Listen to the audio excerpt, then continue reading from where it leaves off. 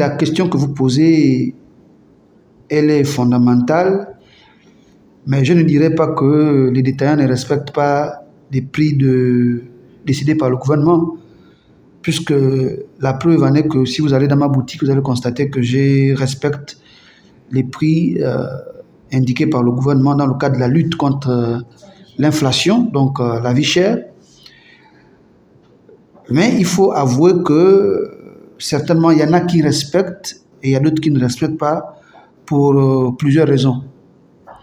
En tant que secrétaire exécutif, je vous dirais tout simplement que beaucoup ne maîtrisent pas les canons d'approvisionnement et surtout les canons de distribution.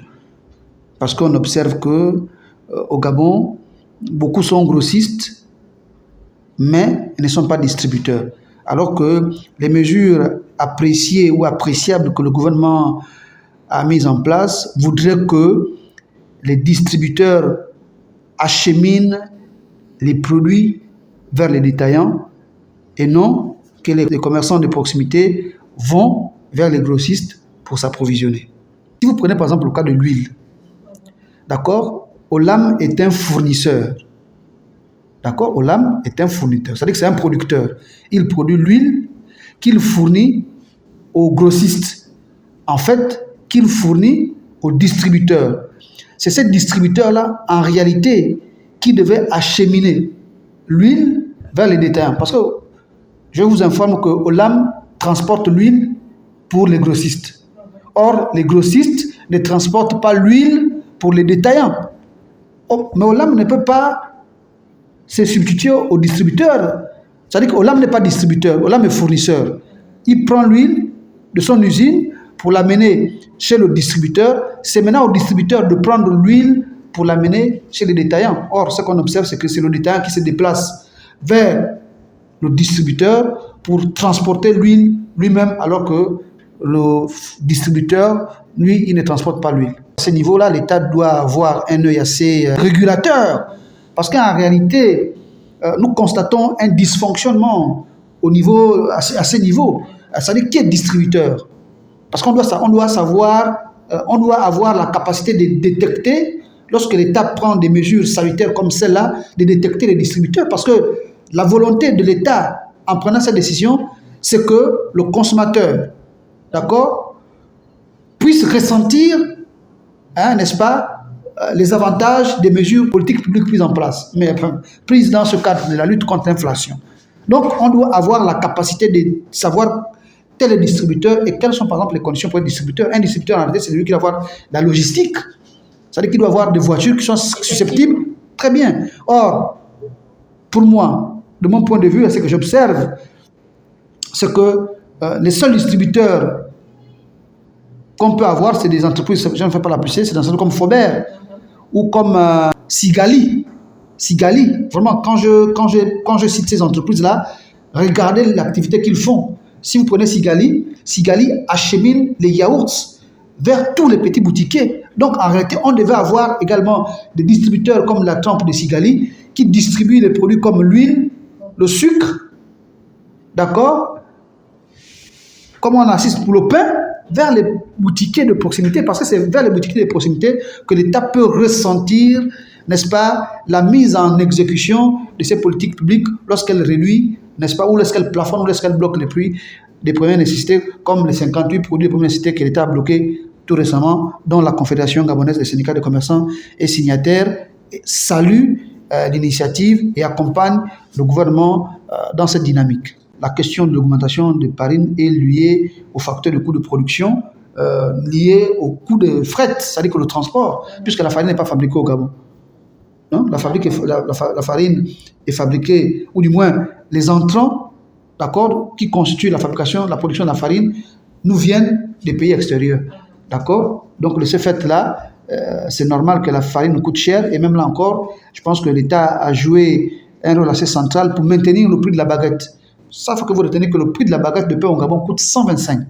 S'il y a des boutiquiers qui le vendent à 150, les baguettes de pain, c'est-à-dire que le long pain à 150, c'est qu'ils violent la réglementation en vigueur, parce que le prix de la baguette de pain à la République gabonaise est de 125 francs et non 150 francs. Il faut très honnêtement, en toute modestie et en toute humilité, il faut saluer le courage des boulangers. Le Gabon est l'un des rares pays où le pain a été maintenu, où l'État a maintenu le prix de la baguette de pain à 125 francs, alors que dans notre pays, le prix de la baguette coûte 200 francs, sinon plus. Maintenant, ce que les boulangers ont fait, c'est qu'ils ils accompagnent le gouvernement dans les mesures qu'ils ont eu à prendre en fabriquant les demi-baguettes. C'est des demi-baguettes. Et l'État, le gouvernement, en prenant cette décision, a laissé la latitude aux populations d'aller vers les boulangeries, acheter le pain à 125, ou de s'arrêter chez le boutiquier, acheter les demi-baguettes à 75 francs. Donc, non, il faut qu'on comprenne. Vous savez, l'inflation n'est pas propre au Gabon. L'inflation est une question liée à la crise que le monde connaît, liée d'abord liée à la crise sanitaire, mais aussi vient s'ajouter la crise entre la Russie et l'Ukraine. Donc, ces deux événements ont changé, ou du moins ont eu un impact sur l'économie. Et comme ces deux éléments ont eu un impact sur l'économie, les conséquences, c'est l'inflation. Donc, nous devons tous comprendre qu'il faut aussi qu'à notre niveau, on change de comportement. On doit changer, par exemple, les modes de consommation. D'accord? Il faut qu'on change les modes de consommation. Tenez-vous bien, moi je vous prends un exemple. Si vous posez la question à un Gabonais, combien de bières consomme-t-il par jour? Non, ça paraît anodin, mais on doit se poser la question là. Combien de bières consomme le Gabonais par jour? Donc, on doit faire le choix entre acheter un pain, aller acheter par exemple le pain, au lieu d'acheter 2-3 pains par jour, acheter par exemple 10 pains, 20 pains à la boulangerie, et laisser la bière, par exemple, la consommation de la bière. C'est des choix qu'on fait parce que le temps nous l'impose. Le temps nous l'impose. Donc, c'est pas que les boulangers ont trouvé une ruse. Non, non, au contraire. Le boulanger n'a que, par exemple, comme produit phare la fabrication du pain. Donc, ça veut dire que si le prix de la barrière, si le prix, par exemple, l'augmentation de la farine augmente, si le boulanger n'augmente pas le pain, il y a deux choses qui vont se poser, qui vont se passer. Ou il ferme, d'accord? Ou il ferme parce qu'il ne pourra pas supporter. Le pain constitue 95% de son chiffre d'affaires. Donc le pain est son seul produit sur lequel il doit se positionner. Maintenant, c'est vrai que dans des conditions comme celle-là, et c'est ce que l'État essaie de faire, l'État doit accompagner les boulangers pour maintenir le prix du pain, puisque le pain est un produit de première nécessité. C'est-à-dire que c'est un produit très consommé par les Gabonais, et comme c'est un produit très consommé par les Gabonais, l'État, à ce niveau ici, a bloqué le prix de la farine pour que le prix de la baguette de pain au Gabon soit toujours vendu à 125. Comprenez que les demi-baguettes sont une mesure de substitution pour donner le choix aux consommateurs, soit d'aller acheter la baguette de pain à la boulangerie à 125 ou d'acheter les demi-pains à 75 francs chez le boutiquier. Je voudrais ici convoquer les Gabonais. L'économie gabonaise est exposée à des facteurs exogènes, c'est-à-dire que l'économie gabonaise dépend beaucoup plus des importations. Pourquoi l'économie gabonaise dépend beaucoup plus des importations? C'est parce que les Gabonais eux-mêmes ne sont pas des producteurs, c'est qu'on ne produit pas. Nous ne sommes pas entrepreneurs, les Gabonais ne sont pas entrepreneurs. Et tant que les Gabonais, et j'insiste avec force, tant que les Gabonais ne seront pas entrepreneurs, nous allons subir, n'est-ce pas, nous allons subir les lois de l'importation. Donc aujourd'hui, si nous souhaitons désormais que le pain soit vendu à 110, 115, à 25 comme vous voulez, il faut que nous-mêmes nous produisons la farine de manioc. Donc il faut que nous cultivons le manioc.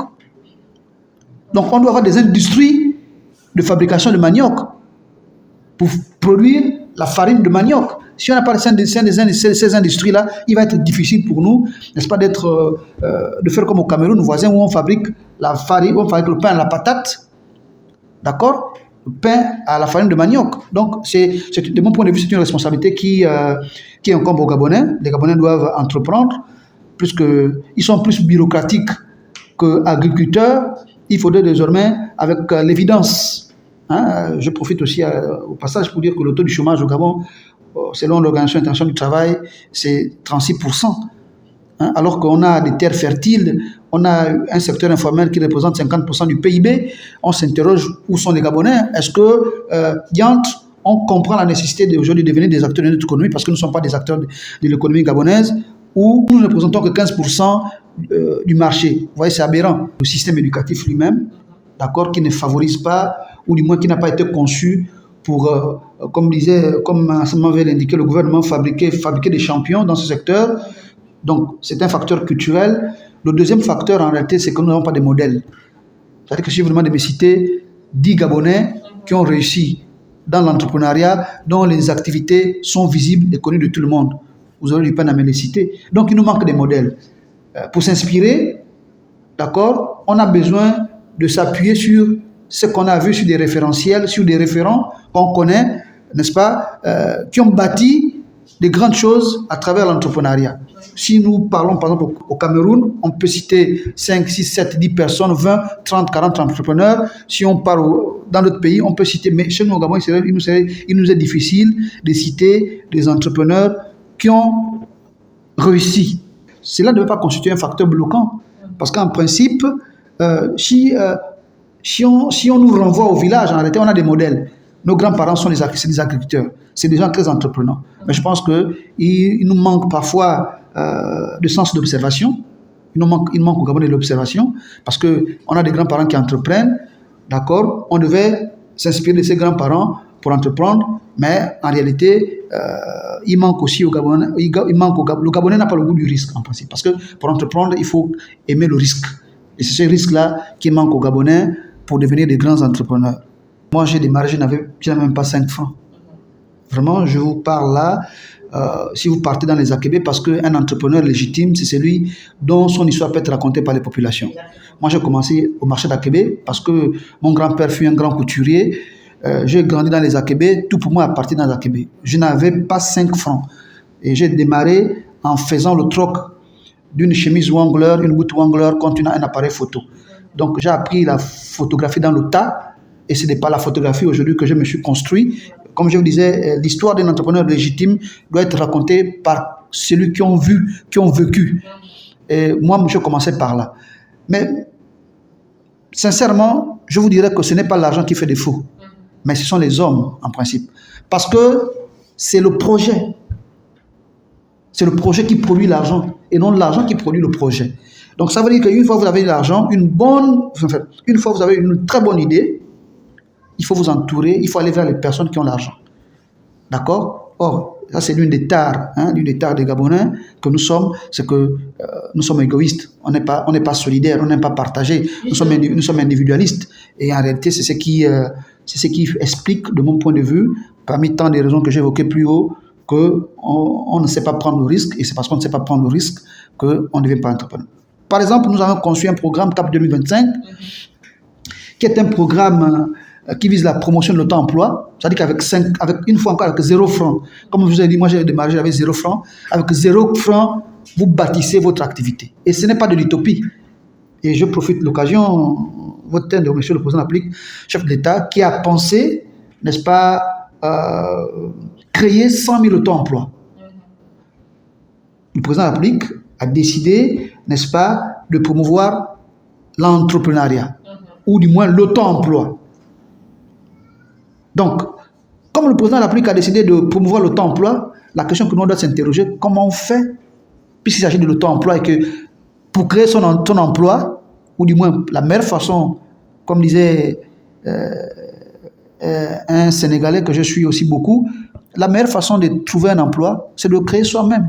Et l'auto-emploi est la meilleure façon de créer son emploi. C'est facile, ça, avec 0 francs, vous créez votre emploi. C'est vrai que vous me posez la question de savoir comment on fait, mais la première chose, c'est la compétence.